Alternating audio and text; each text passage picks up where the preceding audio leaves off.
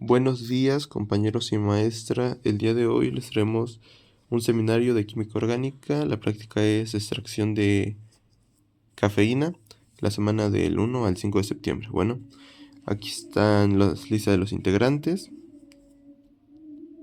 Y ahora empezaremos con la introducción. Bueno, la extracción. ¿Qué es la extracción? Bueno, en el laboratorio la extracción es una técnica de separación de sustancias basada en su diferente solubilidad de dos disolventes inmiscibles, como el líquido líquido o el sólido líquido, con el objetivo de separar componentes de una mezcla o eliminar impurezas. Ahora pasemos con las dos fases líquidas de una extracción. Las dos fases líquidas de una extracción son la fase acuosa, que es una disolución de agua, y la fase orgánica, disolución o disolvente orgánico inmiscible con el agua. Y pues como lo pueden ver en la imagen, ahí se muestra más claro el ejemplo. Ahora les hablaré sobre los objetivos de la práctica. Bueno, el primer objetivo es entender la relación entre la solubilidad y los aspectos estructurales de los compuestos químicos, como por ejemplo son los tipos de enlace, la hibridación y momentos dipolares y las fuerzas intermoleculares. El objetivo 2 es entender y explicar la regla lo similar disuelve a lo similar. Y como último, determinar el disolvente adecuado para llevar a cabo el proceso de extracción. Ahora los dejaré con mi compañero que les enseñará los materiales que debemos de ocupar. En cuanto a materiales para ocupar, vamos a ocupar matraces de precipitados de 100 a 500 mililitros, base extractor, probeta, matraz de balón redondo de 100 a 250 mililitros, matraz Erlenmeyer de 100 a 250 mililitros, soporte universal con pinzas y nueces. En cuanto a los equipos, se ocupa un baño ultrasónico y un rotavapor que tenga bomba de vacío y baño María. En cuanto a reactivos a ocupar, se ocupa un refresco de cola, diclorometileno, salmuera, sulfato de sodio. Equipo de protección personal, guantes de nitrilo, gafas de seguridad, cubrebocas, cofias, bata de laboratorio y una campana extractora porque se utiliza el dicloro. En cuanto a precauciones con los reactivos, la salmuera tiene baja peligrosidad, pero puede irritar ojos y las mucosas. En cuanto a precauciones, se maneja normal, pero hay que evitar el contacto con los ojos. Desechar en el drenaje si está autorizado por las normas del laboratorio.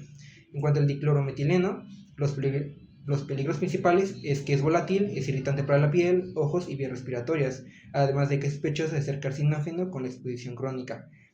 Precauciones, usar siempre la campana extractora con ese compuesto, evitar contacto directo, no calentar en exceso ya que sus vapores son tóxicos y desechar en el contenedor de residuos permitido por el laboratorio. Para el sulfato de sodio, los peligros principales es que es un polvo irritante para la piel y las vías respiratorias. Las precauciones es no inhalar el polvo, lavar bien si entra en contacto con el agua y manejar con espátula y nunca con la mano. Para el base extractor, las precauciones es agitar siempre destapando periódicamente para liberar la presión, así como sujetar bien la llave y comprobar que no gotee.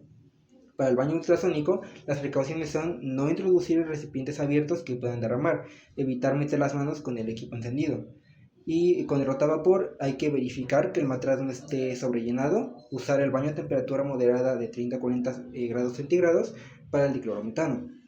Y nunca encender sin agua o faltando refrigerante. Ahora, pasando a la parte teórica, vamos a explicar la polaridad. La polaridad se rige por electronegatividad. Electronegatividad es la capacidad de los átomos para atraer electrones. Entonces, depende de qué átomos se junten, pueden generar compuestos más o menos polares. En cuanto a polaridad y momento dipolar, como ya había dicho, depende de qué elementos se junten. Por ejemplo, el calcio y el fósforo es más electronegativo, por lo que la densidad electrónica la jala más hacia su lado, generando un momento dipolar. En el caso del oxígeno y el carbono, el oxígeno es más electronegativo y la densidad la jala más hacia su lado, generando un momento dipolar. Pero si se juntan dos especies similares, por ejemplo hidrógeno y hidrógeno, ninguno tiene mayor fuerza, ambos jalan igual y la densidad electrónica no se va ni para un lado ni para el otro. Entonces aquí no hay un momento dipolar.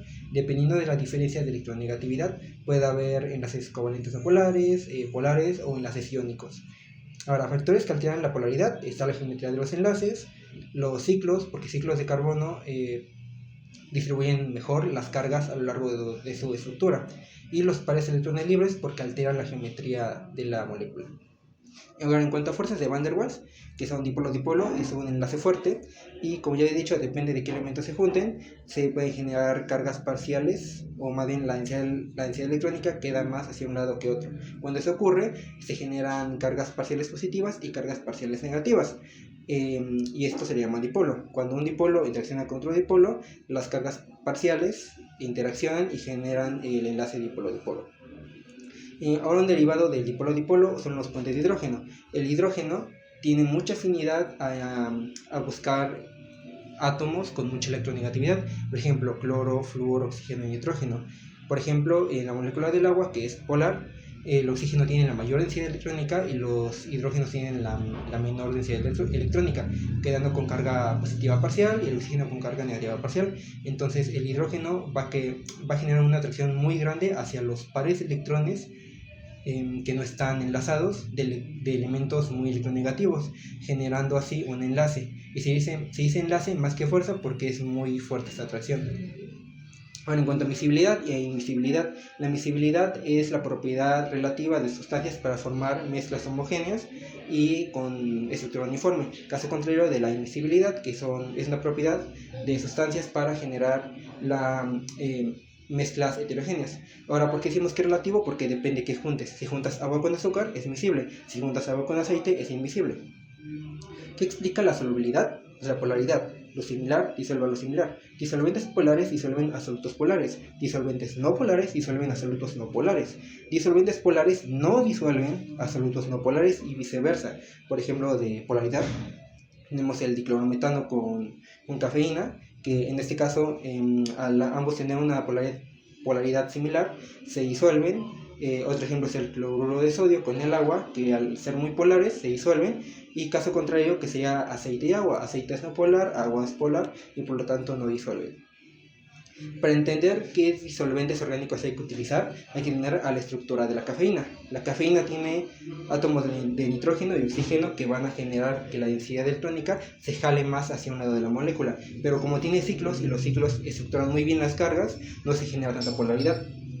Entonces, ahora en cuanto a estructuras de disolventes orgánicos, hay que ver sus estructuras. Por ejemplo, el diclorometileno tiene dos cloros que pues podríamos pensar que así ya se ve la densidad electrónica, pero por la geometría no termina quedando tan polar.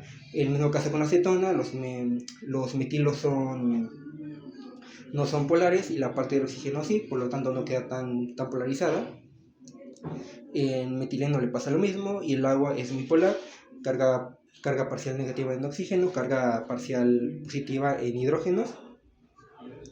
Entonces, organizando cada uno de estos disolventes, queda que el que comparte la mejor polaridad con la cafeína es el diclorometano. Entonces, es el que se va a ocupar, porque si se ocupan los demás, al ser más polares, pueden arrastrar impurezas como azúcares, ácidos, sales o colorantes. Entonces, como también podemos cometer errores al separar la fase acuosa de la fase orgánica, hay que utilizar agentes secadores, por ejemplo el sulfato de sodio, que atrapa las moléculas de agua presentes en sustancias. ¿Y por qué no queremos agua en la fase orgánica? Porque puede afectar la pureza del compuesto, altera reacciones posteriores y dificulta la evaporación del solvente orgánico. Al principio el sulfato de sodio, cuando empieza a actuar, genera grumos blancos, pero conforme va acabando de hacer su acción, se empieza a ver más suelto y más polvoso al final del matraz. Después de revisar que todo nuestro material de laboratorio esté en buen estado y que tengamos los reactivos que requerimos para la práctica, pasaremos ahora al proceso experimental, donde, como el primer paso, en una probeta de 100 mililitros vamos a medir 60 mililitros de refresco de cola y los pasaremos al matraz Erlenmeyer de 250 mililitros. Después vamos a sumergir el matraz Erlenmeyer en un baño ultrasónico hasta que todo el CO2 se haya liberado. Posteriormente, el líquido lo pasaremos al embudo de separación de 125 mililitros. Después, en una probeta de 100 mililitros, mediremos 30 mililitros de CH2 y Cl2 y se adicionarán al embudo de separación. El embudo se tapa y la mezcla resultante es agitada de forma vigorosa, permitiendo que cada 3 o 5 segundos libere presión al abrir la llave. La mezcla se deja reposar hasta que se observa la separación completa de la fase acuosa y orgánica. Al utilizar una mezcla de refresco de cola y CH2Cl2, la fase orgánica quedará en la parte de abajo. Se separará la fase orgánica, que es la que contiene la cafeína, el producto que seca con Na2SO4. Se filtra y evapora en un matraz de fondo redondo de 100 mililitros con ayuda del rotavapor. Al evaporar completamente el CH2Cl2, se deberá observar la formación de un sólido blanco que corresponde a la cafeína. Al terminar la práctica, se deberá guardar el producto obtenido. En cuanto a los resultados esperados de la práctica, lo más importante fue observar que, después de la extracción, se obtiene un sólido blanco. Este sólido corresponde a la cafeína, que es el objetivo principal del experimento. En el proceso también se comprobó que el azúcar y otras impurezas presentes en la bebida, al ser solubles en agua, permanecen en la fase acuosa y no interfieren directamente en el aislamiento de la cafeína. Por otro lado, la cafeína mostró una mayor afinidad por el disolvente orgánico, en este caso el diclorometano, debido a que su estructura química es más parecida a este medio que al agua. Esto explica por qué la cafeína migra hacia la fase orgánica y puede recuperarse después de la evaporación de solvente. Tras este procedimiento se debe obtener un sólido cristalino de color blanco, confirmando que la técnica de extracción fue exitosa y que la sustancia aislada efectivamente corresponde a la cafeína. Las preguntas principales de la práctica fueron estas: ¿por qué el diclorometano se queda abajo? Porque es más denso que el agua. Entonces, cuando se forman las dos fases, el diclorometano siempre se va al fondo y el agua queda arriba. ¿Qué pasaría si en lugar de diclorometano usáramos metanol o acetona? Pues ahí se habría bronca. Tanto el metanol como la acetona se mezclan totalmente con el agua. Entonces ya no se formarían dos fases separadas y no podríamos extraer la cafeína. ¿Cuál es la función del sulfato de sodio? Actúa como agente desecante, o sea que se encarga de absorber el agua que quedó en la fase orgánica para que al evaporar el solvente nos quede solo la cafeína, evitando espuma o una cafeína contaminada. ¿Qué alternativa al sulfato de sodio? Podríamos usar sulfato de magnesio, que es exactamente lo mismo, retener la humedad y dejar seca la fase orgánica. En cuanto a las aplicaciones biotecnológicas, esta práctica tiene varias utilidades importantes. En la industria alimentaria, el mismo principio de extracción se utiliza en los procesos de descafeinización de café, té y refrescos, permitiendo controlar los niveles de cafeína en estos productos.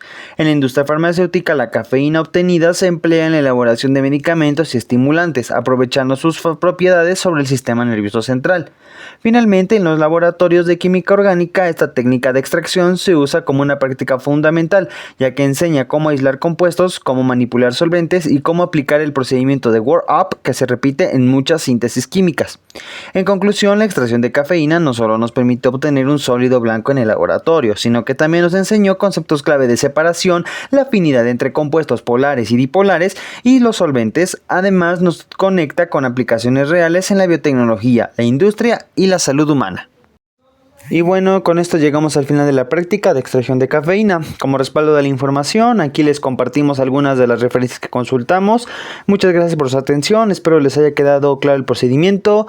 Muy buen día, tarde, noche. Hasta luego.